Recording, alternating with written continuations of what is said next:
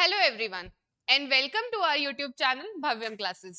मैं हूं आपकी पॉलिटी की टीचर भूमि बजाज और आज मैं आप सबके बीच में भारतीय राज व्यवस्था का एक इम्पॉर्टेंट टॉपिक नागरिकता यानी कि सिटीजनशिप लेकर उपस्थित हुई हूं। इस टॉपिक में हम जानेंगे कि नागरिकता का अर्थ क्या है, नागरिकता किस प्रकार अर्जित की जाती है, किस प्रकार उसको खोया जा सकता है, नागरिकता के तहत कौन कौन से अधिनियम बने, संसद ने क्या अधिनियम बनाए, किस प्रकार उसमें संशोधन हुआ, इन सब के बारे में हम इस वीडियो में डिटेल में चर्चा करेंगे। ये वीडियो आपके सीयूटी के लिए बहुत इंपॉर्टेंट है, तो आप इस वीडियो को लाइक करो, शेयर करो और हमारे चैनल को सब्सक्राइब करो। So let's start. हमारा टॉपिक है नागरिकता। अब सबसे मेन चीज, कई बार एमसीक्यू में पूछा जाता है कि पहली बार नागरिकता शब्द का प्रयोग किसके द्वारा किया गया था। तो अरस्तु थे जिनके द्वारा पहली बार नागरिकता शब्द का प्रयोग किया गया था।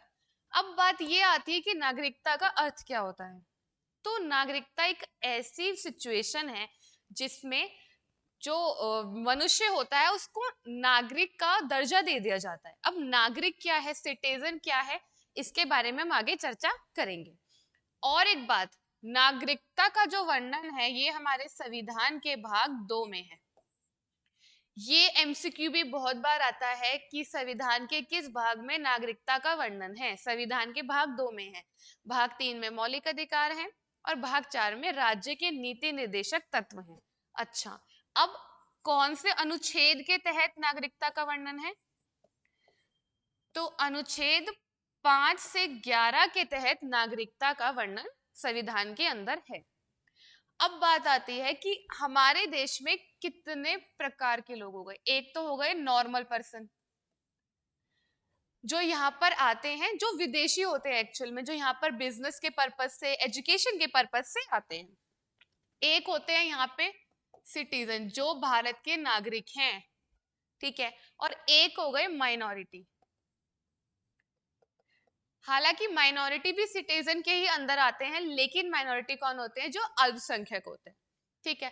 तो अब हम डिटेल में बात करते हैं कि नागरिकता का मतलब क्या है। तो सबसे मेन चीज है कि भारत में दो तरीके के लोग होते हैं, नागरिक और विदेशी। सिर्फ भारत में नहीं, हर एक देश में दो तरीके के लोग होते हैं, एक नागरिक और एक विदेशी। अगर मैं भारत की बात करूं तो भारत में जो व्यक्ति यहाँ पर पूर्ण सदस्य है, यहाँ का किसी भी राज्य में भारत के रह रहा है, और तो और यहाँ के प्रति उसकी निष्ठा है, देशभक्ति की भावना है, तो वो नागरिक कहलाएगा। देखो, भारतीय राज्य का पूर्ण सदस्य होना चाहिए, उसके अंदर देशभक्ति की भावना भी होनी चाहिए, इसके बाद उसको सिविल और राजनीतिक अधिकार प्राप्त हो जाएंगे। अब सिविल और राजनीतिक अधिकार कौन से हैं? राजनीतिक अधिकार का मतलब है कि वो जो भारतीय नागरिक है वो यहाँ पर वोट भी डाल सकता है और चुनाव में खड़ा भी हो सकता है, यानी चुनाव भी लड़ सकता है, ठीक। इसके साथ जितने भी सार्वजनिक पद होते हैं, जैसे राष्ट्रपति, उपराष्ट्रपति, राज्यपाल या किसी भी न्यायालय का न्यायाधीश, अगर वो इन सब पोस्ट की कैपेबिलिटी रखता है तो वो इन सब पोस्ट के लिए अप्लाई कर सकता है, जो भारतीय नागरिक है। अच्छा, तो विदेशी कौन है? तो जो दूसरे देशों के नागरिक हैं वो विदेशी हैं, जिनके पास कोई भी नागरिक और राजनीतिक अधिकार नहीं है। वो यहाँ पर रह सकते हैं, वो यहाँ पे अपना जॉब करें, पढ़ाई करना है पढ़ाई करें, बिजनेस करें, उसमें कोई प्रॉब्लम नहीं है, लेकिन उनको यहाँ पे वोट डालने का, चुनाव लड़ने का या ऐसे सार्वजनिक पद जैसे राष्ट्रपति, उपराष्ट्रपति, इन पोस्ट पे जाने का हक नहीं है। इसके साथ साथ गिरफ्तारी और नजरबंदी, इनसे भी संरक्षण जो अनुच्छेद 22 के तहत भारतीय नागरिकों को मिलता है, ये विदेशियों को नहीं मिलता। अब बात आती है कि विदेशी की कितनी श्रेणी है। तो विदेशी को हम दो श्रेणी में बांटते हैं, एक तो विदेशी मित्र और एक विदेशी शत्रु। अब विदेशी मित्र कौन है? जैसे रशिया है, उसके भारत से बहुत अच्छे संबंध हैं, पॉजिटिव रिलेशंस हैं। तो जो रशिया का नागरिक है वो क्या है? वो यहाँ का विदेशी मित्र है। और अगर किसी देश से भारत का युद्ध चल रहा है या कोई अनबन है, तो उस देश के नागरिक या वो देश क्या हो जाएगा, वो हो जाएगा विदेशी शत्रु। सो आई होप आपको क्लियर हुआ होगा कि नागरिक और विदेशी में अंतर क्या है। जो यहाँ पर रह रहे हैं सिर्फ बिजनेस पर्पज से, एजुकेशन पर्पज से, जिनके पास यहाँ की सिटीजनशिप नहीं है वो विदेशी हैं, और जो यहाँ के पूर्ण सदस्य हैं, जो भारत का अच्छा चाहते हैं, भारत के वेल विशर्स हैं, यहाँ के पूर्ण सदस्य के रूप में रहते हैं, वो नागरिक है। अब बात आती है कि नागरिकता में अधिकार और कर्तव्य दोनों सम्मिलित है। तो देखो हमारा जो भारत का संविधान है वो नागरिकता के तहत भारतीय नागरिकों को बहुत से अधिकार प्रदान करता है, और बदले में कुछ कर्तव्य भी हैं जिनकी वो एक्सपेक्टेशन रखता है कि वो भारतीय नागरिक पूरे करेंगे। अब वो अधिकार कौन से हैं पहले वो डिस्कस कर लेते हैं। वो अधिकार कौन कौन से हैं? तो सबसे पहला है अनुच्छेद 15, जिसके तहत ये बात कही गई है कि किसी भी भारतीय नागरिक के साथ धर्म, जाति, लिंग या जन्म स्थान के आधार पर कोई भी भेदभाव नहीं होगा। तो ये एक अधिकार है जो भारतीय नागरिकों को प्राप्त है।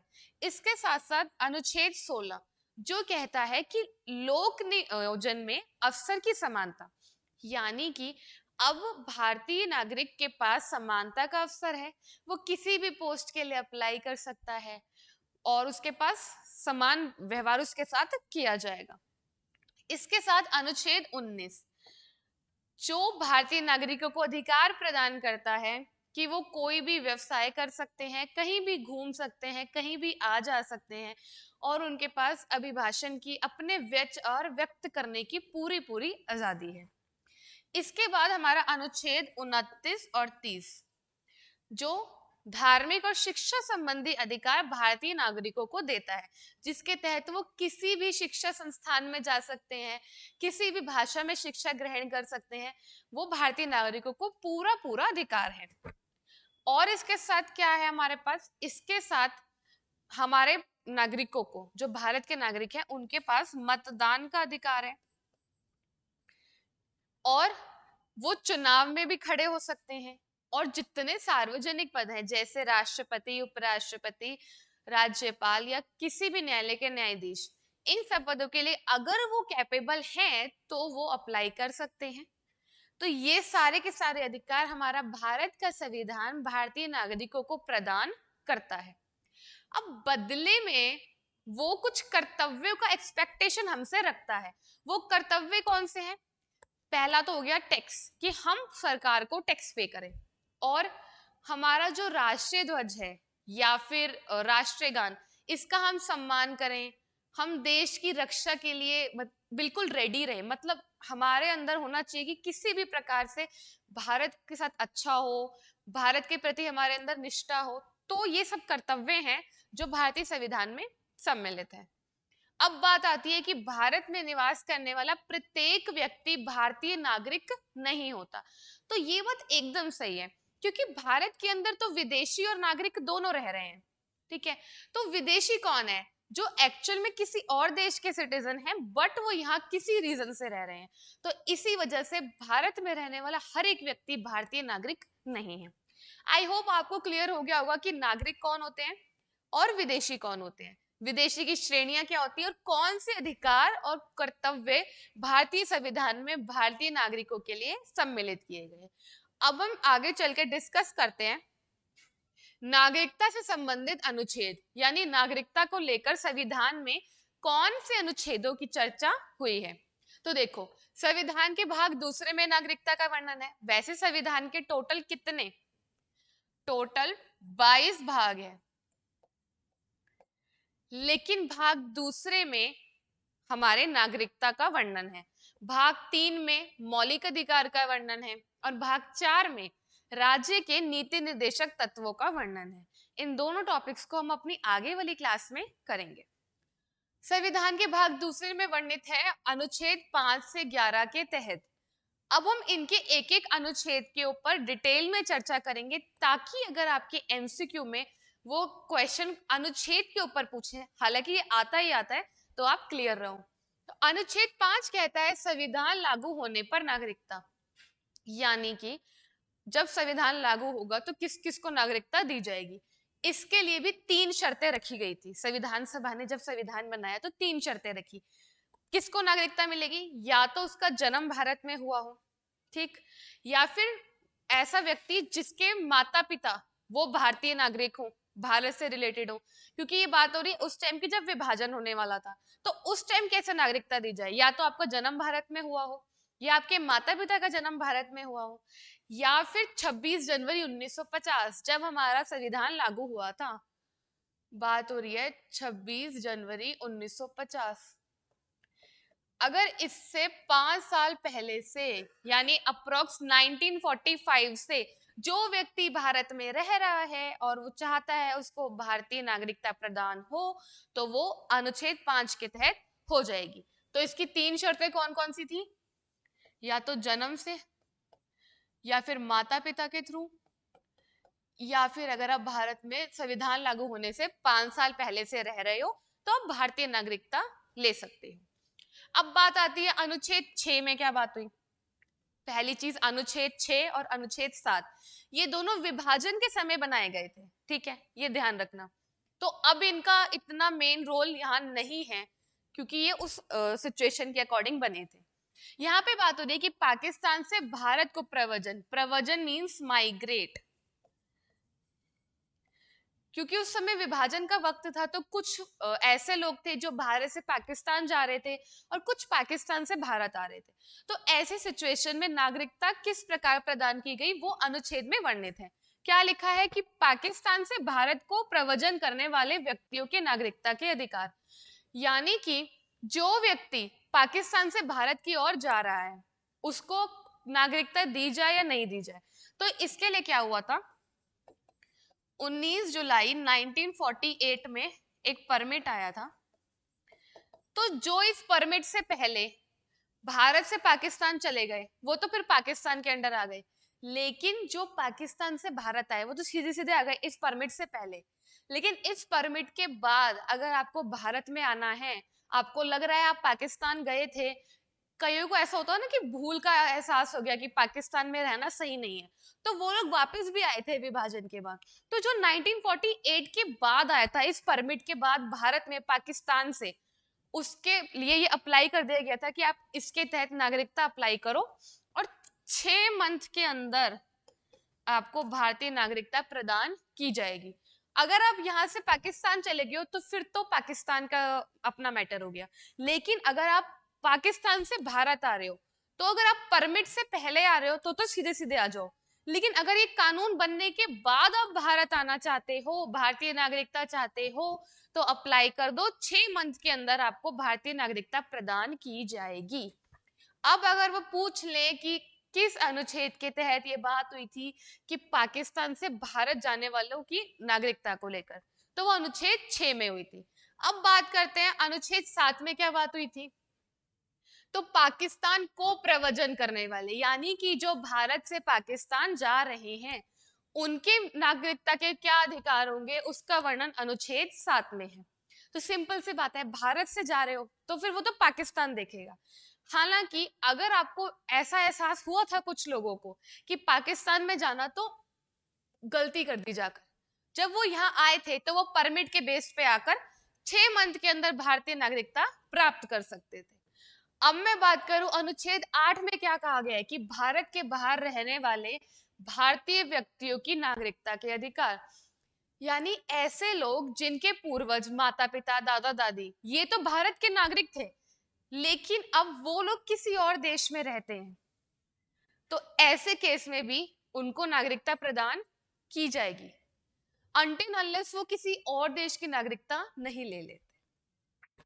अनुच्छेद 9 में क्या बात कही गई है कि विदेशी राज्य की नागरिकता अर्जित करने वाले नागरिक ना होना, यानी ये भारतीय नागरिक अब नहीं है, क्योंकि इन्होंने किसी और देश की नागरिकता ले ली तो इनकी भारत देश की नागरिकता ऑटोमेटिकली खत्म हो गई। ये हमारा अनुच्छेद 9 कहता है। अब बात कर लेते हैं अनुच्छेद 10 और 11 क्या कहता है। तो अनुच्छेद 10 कहता है कि नागरिकता के अधिकारों का बना रहना, जब तक कोई व्यक्ति यहाँ पे देश विरोधी कार्य नहीं करेगा तब तक उसकी नागरिकता बनी रहेगी। अगर वो किसी देश विरोधी कार्य में मिल जाता है, जैसे अगर भारत का किसी देश से युद्ध हो रहा है और वो उस देश को जाकर के सपोर्ट कर रहा है, हमारे यहाँ से चीजें वहां जाके लीक कर रहा है, या फर्जी डॉक्यूमेंट्स के थ्रू अपनी नागरिकता बनवा रहा है, मतलब संविधान का अनादर कर रहा है, जो ये ऐसी चीजें कर रहा है देश विरोधी, उस केस में ही उस व्यक्ति की नागरिकता हम रोकेंगे, अदरवाइज किसी को हम नागरिकता उसकी नहीं छीन सकते। और अनुच्छेद 11 क्या कहता है कि संसद द्वारा नागरिकता के अधिकार का विधि द्वारा विनियमन, यानी कि हमारी जो संविधान सभा है उसने जितने भी नागरिकता के ऊपर अनुच्छेद बनाए, आपने देखा वो सारे कब थे? या तो हमारे भारत और पाकिस्तान का विभाजन हो रहा है तब के हैं, या फिर एक में उन्होंने कह दिया कि हम किसी की नागरिकता नहीं छीन सकते। तो अंत में क्योंकि उन्होंने पता था कि हमने संविधान में नागरिकता को लेकर ज्यादा बातें नहीं कही हैं, तो उन्होंने अंत में आकर के अनुच्छेद 11 में ये कह दिया कि नागरिकता के ऊपर जितने भी कानून बनाने हैं वो संसद बनाएगी। तो कई बार पेपर में पूछा जाता है कि संसद को ये अधिकार किस अनुच्छेद के तहत मिला कि वो भारतीय नागरिकता को लेकर कानून बना सकती है, तो वो अनुच्छेद 11 के तहत मिला। अब अगर हम आगे बात करें कि सब नागरिकता हेतु संवैधानिक प्रावधान, तो इसमें क्या बात हुई है कि संविधान ने नागरिकता की लोकतांत्रिक और समावेशी धारणा अपनाई है। तो इसमें ये मेन है कि भारतीय संविधान ने तो नागरिकता को लेकर हमें अधिकार और कर्तव्य दोनों दे दिए हैं, और लोकतांत्रिक और समावेशी धारणा को अपनाया है, और ये भी बात कही है कि किसी भी व्यक्ति के साथ मतभेद नहीं होगा। इसके साथ संविधान में प्रावधान है कि राज्य नागरिकों के साथ भेदभाव नहीं करेगा, ना ही धर्म के आधार पर, ना ही जाति, ना ही लिंग, और ना ही जन्म स्थान के आधार पर। ठीक है,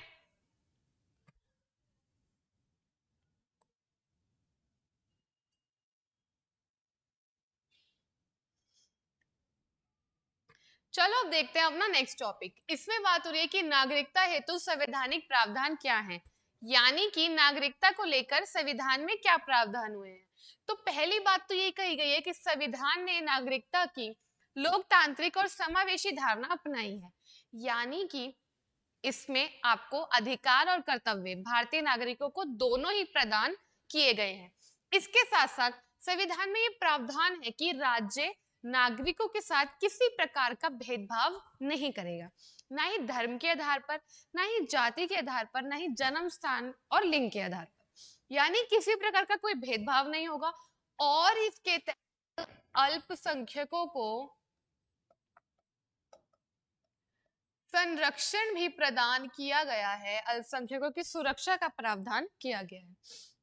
और ब्रिटेन के समान एकरी नागरिकता हमारे भारत में मौजूद है। हमने इससे पहले जब संविधान के स्रोत टॉपिक को लिया था तो वहां हमने जाना था कि जो एकल नागरिकता का प्रावधान है ये हमने ब्रिटेन के संविधान से लिया था। अब एकल नागरिकता का मतलब क्या है, एकल कह लो या एकरी नागरिकता, बात एक ही है। इसका मतलब है कि भारत में रहने वाला हर एक व्यक्ति केवल और केवल भारत देश का नागरिक है, वो किसी राज्य का नागरिक नहीं है। ठीक है, तो हमने ब्रिटेन से ही ये लिया है कि कोई भी व्यक्ति केवल उस देश का नागरिक है, राज्य का नहीं है। जैसे कि अगर कोई व्यक्ति राजस्थान या उड़ीसा ऐसे राज्यों में रह रहा है तो वो ये नहीं कहेगा कि मैं तो राजस्थान का नागरिक हूं, वो ओवरऑल भारत देश का नागरिक ही माना जाएगा। ठीक, अब हम चलते हैं आगे और बात करेंगे नागरिकता अधिनियम 1955 की। देखो मैंने आपको बताया कि संविधान सभा ने नागरिकता के ऊपर ज्यादा प्रावधान नहीं बनाए, और जो कुछ अनुच्छेद बनाए भी थे वो सिर्फ और सिर्फ विभाजन के वक्त के ही थे। ठीक है, और अंत में उन्होंने एक अनुच्छेद बना दिया था, कौन सा? अनुच्छेद 11, जिसके तहत उन्होंने ये बात कह दी थी कि नागरिकता के ऊपर प्रावधान बनाने की जिम्मेदारी संसद की है। तो संसद के द्वारा जो पहला अधिनियम, पहला कानून बनाया गया वो था नागरिकता अधिनियम 1955। बहुत बार क्वेश्चन में पूछा जाता है इस अधिनियम से, ये अधिनियम इंपॉर्टेंट है। ठीक है, इसमें क्या कहा गया कि संविधान के लागू होने के बाद 1950 में संविधान लागू हुआ, 1955 के अंदर ये अधिनियम आ गया था।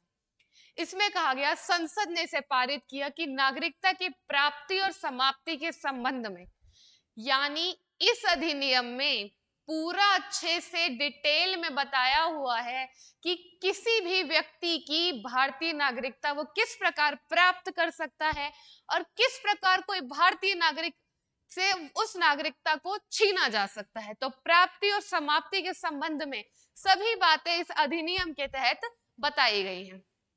तो अब चलते हैं, डिस्कस करते हैं कि किस प्रकार से नागरिकता को अर्जित किया जा सकता है और किन प्रक्रियाओं से नागरिकता हमसे छीनी जा सकती है। तो यहां बात हो रही है नागरिकता का अर्जन, यानी नागरिकता को ग्रहण करना। तो देखो, नागरिकता अधिनियम 1955 में 5 शर्तें बताई गई हैं जिसके द्वारा नागरिकता का हम अर्जन कर सकते हैं। ठीक, कौन कौन सी हैं? जन्म, पंजीकरण, क्षेत्र समाविष्टि, वंशानुगत और प्राकृतिक। इन सब के बारे में हम डिटेल में चर्चा करेंगे, लेकिन इससे पहले एक चीज जान लो कि ये 1955 में पहला अधिनियम आया नागरिकता को लेकर। इस समय कितनी बार संशोधन करना पड़ा? 6 बार। क्यों? क्योंकि कोई भी चीज पहली बार में परफेक्ट नहीं बन सकती, इसलिए उसमें संशोधन करना पड़ा। कब कब? 1986 में, 1992 में, 2003 में, 2005 में, 2015 में और 2019 में। ठीक, ये संशोधन मैं इसलिए बता रही हूं क्योंकि अभी इन प्रावधानों में ये संशोधन आपको पता होने चाहिए। ठीक, चलो चलते हैं, अब इसके बारे में पहले डिटेल में चर्चा करते हैं, वही संशोधन के बारे में भी जानेंगे। पहला हमारा आ गया जन्म से, कि अगर कोई व्यक्ति ने भारत में जन्म लिया है तो वो भारतीय नागरिक है। लेकिन इसके भी कुछ क्राइटेरिया, कुछ डेट्स, कुछ टर्म्स और कंडीशंस थी जो यहाँ पर लिखी हुई हैं। क्या थी? कि 26 जनवरी 1950 को, यानी संविधान लागू होने के बाद से 1 जुलाई तक, 1 जुलाई 1947 से पहले, यानी जो ये टाइम पीरियड है, इससे पहले अगर कोई व्यक्ति भारत में जन्मा है इस टाइम पीरियड में, तो वो भारत का नागरिक होगा। ये चीज मायने नहीं रहेगी कि उसके माता पिता भारत के नागरिक हैं या नहीं, वो भारत का नागरिक माना जाएगा। अब इसके बाद क्या हुआ कि अगर 1 जुलाई या उसके बाद कोई व्यक्ति जन्मा है तब वो भारत का नागरिक होगा अगर उसके माता पिता में से कोई एक भारत का नागरिक है। यानी 1 जुलाई के बाद कंडीशन क्या आ गई कि माता या पिता में से किसी एक का भारतीय नागरिक होना कंपलसरी है। फिर 3 दिसंबर 2004 के बाद क्या बात आई कि इसके बाद जो भी व्यक्ति जन्मा है उसके लिए जरूरी है कि उसके किसी एक माता पिता में से कोई एक भारत का नागरिक हो, या फिर एक भारत नागरिक है तो दूसरा अवैध प्रवासी ना हो, यानी कोई इलीगल वर्क में इंक्लूड ना हो, इलीगल तरीके से भारत में ना रह रहा हो। ये टर्म्स और कंडीशन देख के कई बार वो पेपर में पूछ लेते हैं। फॉर एग्जाम्पल वो पूछ सकते हैं कि 1 जुलाई 1947 से पहले किस प्रकार जन्म के तहत हमें नागरिकता प्रदान थी। तो उसमें ये चीज इंपॉर्टेंट है कि माता पिता की राष्ट्रीयता, उनकी नागरिकता महत्व नहीं रखती थी। ठीक है, अब हम चलते हैं नेक्स्ट। अब बात आती है कि वंश के आधार पर किस प्रकार नागरिकता मिल सकती है। देखो, इसमें क्या बात कह दी थी ना इन्होंने कि अगर पिता भारतीय नागरिक है तो आपको नागरिकता मिलेगी, नहीं तो नहीं मिलेगी। यानी इन्होंने यहाँ पे लेडीज को नेग्लेक्ट कर दिया था, और जबकि संविधान से हमें लिंग के आधार पर भेदभाव तो सीधे सीधे मना था। तो ये इनकी पहली कमी थी जिसको इन्होंने आगे सुधारा। देखते हैं, 26 जनवरी 1950 और उसके बाद 10 दिसंबर 1992 से पहले तक भारत के बाहर अगर कोई व्यक्ति जन्मा है, भारत में नहीं भी जन्मा, तब भी वो वंश के आधार पर भारत का नागरिक हो सकता है अगर पिता भारत के नागरिक है तो। इस बात का हुआ विरोध क्योंकि लेडीज को तो नेग्लेक्ट कर दिया गया। तो 1992 जो मैं संशोधन आपको बता रही थी, इसमें क्या बात कही गई कि अगर अब कोई व्यक्ति भारत के बाहर जन्मा है, कोई बच्चा, और उसकी माता भारतीय नागरिक है, तो उसके आधार पर भी उसको भारतीय नागरिक माना जाएगा। यानी अब यहाँ पर क्या कंपल्सरी कर दिया गया, माता और पिता में से कोई एक अब तक सिर्फ पिता वाली बात थी, उसको यहाँ पे हटाया गया। इससे पहले जो संशोधन आया था 1986 में, उसमें क्या बात हुई थी कि जन्म के आधार पर कोई भी एक अगर माता पिता में से अगर है भारतीय नागरिक तो अब को नागरिकता मिल सकती है। और क्या बात हुई, 10 दिसंबर 1992 और उसके बाद से भारत में जन्मा कोई भी व्यक्ति भारतीय नागरिक हो सकता है अगर माता पिता में से कोई एक भारतीय नागरिक है। 1992 में संशोधन आया और अब पिता के साथ साथ माता को भी अधिकार हो गया। अब 3 दिसंबर 2004 के बाद क्या बात आई कि अगर कोई भारत के बाहर जन्म ले रहा है तो वो भारतीय नागरिक नहीं कहलाएगा जब तक 1 वर्ष, उसके जन्म के 1 वर्ष के अंतर ही उसका रजिस्ट्रेशन, पंजीकरण मींस रजिस्ट्रेशन ना हो जाए तो। ठीक है, तो अब यहाँ पे ये डेट्स को देख करके वो आपसे क्वेश्चन पूछ सकता है। तो डेट्स के अकॉर्डिंग क्या कंडीशन थी कि पहले इसमें सिर्फ पिता नागरिक है तो ही नागरिकता मिलेगी, 1992 के बाद माता पिता में से कोई एक है तो मिल जाएगी, और 2004 में क्या कर दिया गया कि माता पिता है तब भी रजिस्ट्रेशन 1 वर्ष के अंदर जन्म के बाद कंपल्सरी है। अब हम देखते हैं कि पंजीकरण के द्वारा किस प्रकार भारतीय नागरिकता प्राप्त की जा सकती है। पंजीकरण का मतलब होता है रजिस्ट्रेशन, यानी कि इसमें क्या बात कंपल्सरी है कि अगर किसी व्यक्ति का भारतीय नागरिक से विवाह हो जाता है तो उसके बाद वो यहाँ पे 7 वर्ष रह चुका है तो वो भारतीय नागरिक के लिए अप्लाई कर सकता है, आवेदन दे सकता है। 2 कंडीशन, या तो वो नॉर्मली भारत में 7 वर्ष रह चुका है उसके बाद वो आवेदन दे सकता है, केंद्र सरकार उस पर चर्चा कर लेगी, निर्णय ले लेगी, या फिर अगर वो भारतीय नागरिक से विवाह कर रहा है उस सिचुएशन में भी उसको भारतीय नागरिकता मिल सकती है। यहाँ क्या बात हुई है कि केंद्र सरकार भारत के नागरिक के रूप में पंजीकृत कर सकती है यदि, यहाँ पे वो शर्तें बताई गई हैं, अगर कोई व्यक्ति केंद्र सरकार के पास आवेदन भेजता है और वो अवैध प्रवासी नहीं है, यानी वो कोई इलीगल वर्क में इंक्लूड नहीं है, वो इलीगली भारत में नहीं रह रहा, वो लीगली भारत में रह रहा है, तो उसको भारतीय नागरिकता प्रदान की जा सकती है अगर वो आवेदन देने से ठीक 7 वर्ष पहले भारत में रह चुका है, यानी अप्रोक्स 7 इयर्स वो भारत में ऑलरेडी रह चुका है, 7 इयर्स कंपल्सरी। या फिर वो भारतीय मूल का व्यक्ति है, उसके पूर्वज भारतीय नागरिक हैं, उस बेस पे मिल सकती है। या फिर जिसने किसी भारतीय नागरिक से विवाह किया हो, लेकिन विवाह के साथ कंडीशन क्या है, 7 वर्ष से वो भारत के अंदर रह रहा हो, और भारतीय नागरिकों के नाबालिग या अवयस्क जो बच्चे होते हैं वो भी भारतीय नागरिकता पंजीकरण के तहत प्राप्त कर सकते हैं। आपने और हमने किस तरीके से प्राप्त की भारतीय नागरिकता, वंश के द्वारा, क्योंकि हमारे माता पिता भारतीय नागरिक थे तो ऐसे हमें भी भारतीय नागरिकता मिल गई। अब आगे चलते हैं कि प्राकृतिक रूप से यानी देशीकरण, इसका दूसरा नाम है, इससे किस प्रकार भारतीय नागरिकता प्राप्त की जा सकती है। तो देखो, केंद्र सरकार ने क्या कहा कि आप आवेदन देकर प्राकृतिक रूप से भी नागरिकता प्राप्त कर सकते हैं। एक तो आप अवैध प्रवासी ना हो तो, और आप जिस देश के नागरिक हो आप वहां से त्याग पत्र दे दो उस नागरिकता का, यानी आप पे किसी और देश की नागरिकता नहीं हो सकती। हम 2 देश के नागरिकता एक साथ नहीं रख सकते। अपने देश की नागरिकता से त्याग पत्र दे दिया है तो नागरिकता मिल सकती है, लेकिन अब ऐसे देश के नागरिक ना हो जहां पे भारत के द्वारा देशीकरण प्रतिबंधित है, रुका हुआ है, और आवेदन करने से 1 वर्ष तक पहले आपको भारत में रहना जरूरी है, और 1 वर्ष से पहले 7 वर्ष रहना भी कंपल्सरी है। और क्या बात हुई है, मेनली यहाँ पे क्या चीज है, अगर आप में से किसी का कला या विज्ञान इसके अंदर रुचि है, या फिर आप 10 साल से भारत में रह रहे हैं, या फिर आपको संविधान की 8वीं अनुसूची में जो 22 भाषाएं हैं उसमें से किसी भी एक भाषा का प्राप्त ज्ञान है, लिखा है ना संविधान की 8वीं अनुसूची में से एक भाषा का पर्याप्त ज्ञान, 22 भाषा में से अगर आपको कोई भी एक भाषा का पर्याप्त ज्ञान है तो भी आप प्राकृतिक रूप से भारतीय नागरिकता प्राप्त कर सकते हैं। या फिर किसी भी भू क्षेत्र को भारत सरकार जब अपने देश में सम्मिलित कर लेगी तो वहां के जो नागरिक हैं वो ऑटोमेटिकली भारत के नागरिक बन जाएंगे।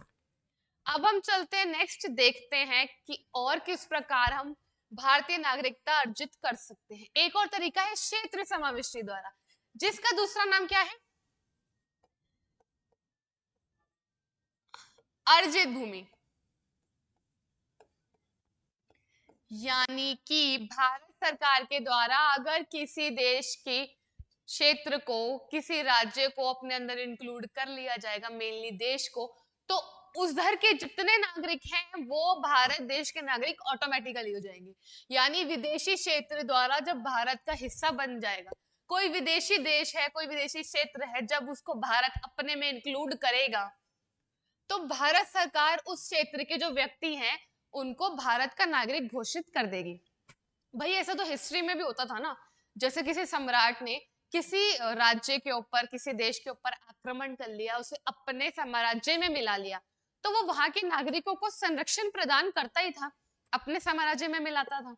तो वही चीज यहाँ पे लिखी है। इसका दूसरा नाम अर्जित भूमि है। तो वो ये भी बोल सकते हैं कि भूमि के अर्जन द्वारा या फिर क्षेत्र समाविष्टि, दोनों का मतलब एक ही है। तो 5 तरीके कौन से हो गए? या तो जन्म से, वंशानुगत, या फिर क्षेत्र समाविष्टि जिसको हम भूमि अर्जन कह रहे हैं, प्राकृतिक रूप से, या फिर देशीकरण, और पंजीकरण। ठीक, अब बात कर लेते हैं कि किस प्रकार से नागरिकता त्यागी जाती है। नागरिकता की समाप्ति, तो इसके बारे में भी अधिनियम 1955 में बताया गया है। नागरिकता अर्जित करने के 5 तरीके हैं, लेकिन नागरिकता की समाप्ति, नागरिकता का लोप, लोप मीन्स खो जाना, इसके 3 तरीके हैं। अब ये 3 तरीके कौन से हैं? पहला है स्वैच्छिक त्याग। स्वैच्छिक का मतलब है अपनी इच्छा से, यानी कि अगर कोई भारतीय नागरिक जो पूर्ण आयु और क्षमता का हो, जो हर चीज में मतलब हाँ समझदार है, भारतीय नागरिक है, वो अगर अपनी इच्छा से नागरिकता त्यागना चाहता है तो वो ऐसा कर सकता है। इस केस में उसकी भारतीय नागरिकता खत्म हो जाएगी। सेकंड तरीका कौन सा है? बर्खास्तगी के द्वारा, जब खुद सरकार के द्वारा आपकी भारतीय नागरिकता खत्म कर दी जाए। वो कब होगा? अगर भारत का कोई नागरिक किसी अन्य देश की नागरिकता को ग्रहण कर ले, जिसके बारे में अनुच्छेद में भी बात हुई थी कि अगर किसी और देश की नागरिकता आप ले लेते हो तो आपकी भारत की नागरिकता अपने आप बर्खास्त हो जाएगी, अपने आप खत्म हो जाएगी। तो ये 2 तरीके तो हो गए। अब तीसरा तरीका कौन सा है? वंचित किया जाना। यानी अगर कोई व्यक्ति देश के हितों के विरुद्ध कार्य करे तो उसकी नागरिकता कौन समाप्त कर सकता है? केंद्र सरकार। केंद्र सरकार के पास पूरा अधिकार है कि कोई व्यक्ति अगर किसी इलीगल वर्क में है, जैसे कि उसने फर्जी तरीके से अपने 7 वर्ष दिखाए यहाँ पर कि मैं 7 वर्ष से रह रहा हूँ, या फिर वो संविधान का अनादर कर रहा है, या फिर वो हमारे जो सीक्रेट पॉइंट्स हैं उसको बाहर लीक कर रहा है, जिस देश से हमारे युद्ध चल रहा है या अनबन है उस देश को सपोर्ट कर रहा है, तो ऐसी कंडीशंस में उस व्यक्ति की नागरिकता को केंद्र सरकार खत्म कर सकती है। तो ये तो हो गए 3 तरीके नागरिकता समाप्ति के। अब बात कर लेते हैं एकल नागरिकता। भाई नागरिकता हमारे पास कौन सी है? एकल नागरिकता है। तो देखो, भारतीय संविधान संघीय है। संघीय व्यवस्था हमने कहां से ली थी? कनाडा से। हमने पढ़ा था संविधान के स्रोत में कि कनाडा से हमने संघात्मक व्यवस्था ली है, जिसमें बात क्या कही गई है? दोहरी राज पद्धति की, यानी कि केंद्र और राज्य सरकार दोनों के पास शक्तियां हैं, शक्तियों का बंटवारा उनके बीच में है और वो उस अकॉर्डिंग वर्क करेंगे। ठीक, अब राज्यों के लिए यहाँ पे पृथक नागरिकता नहीं है। एकल नागरिकता का मतलब क्या है कि अगर कोई व्यक्ति राजस्थान में रहे, उड़ीसा में रहे, किसी भी राज्य में रहे, वो उस राज्य का नागरिक नहीं है, वो भारत देश का नागरिक है। ठीक है, ये व्यवस्था हमने ब्रिटेन से ली है। तो ये हो गई एकल नागरिकता। दोहरी नागरिकता का मतलब क्या है कि वो राज्य का भी नागरिक होगा और उस देश का भी नागरिक होगा। और दोहरी नागरिकता कहां पर है? अमेरिका में है, स्विट्जरलैंड में है। कई बार एमसीक्यू में पूछ लेते हैं कि इसमें से किस देश के पास दोहरी नागरिकता है, तो अमेरिका और स्विट्जरलैंड, ये 2 नाम तो आप जरूर ध्यान रखना, ज्यादातर वो अमेरिका ही ऑप्शन में देते हैं। अब चलते आगे, देखेंगे प्रवासी भारतीय।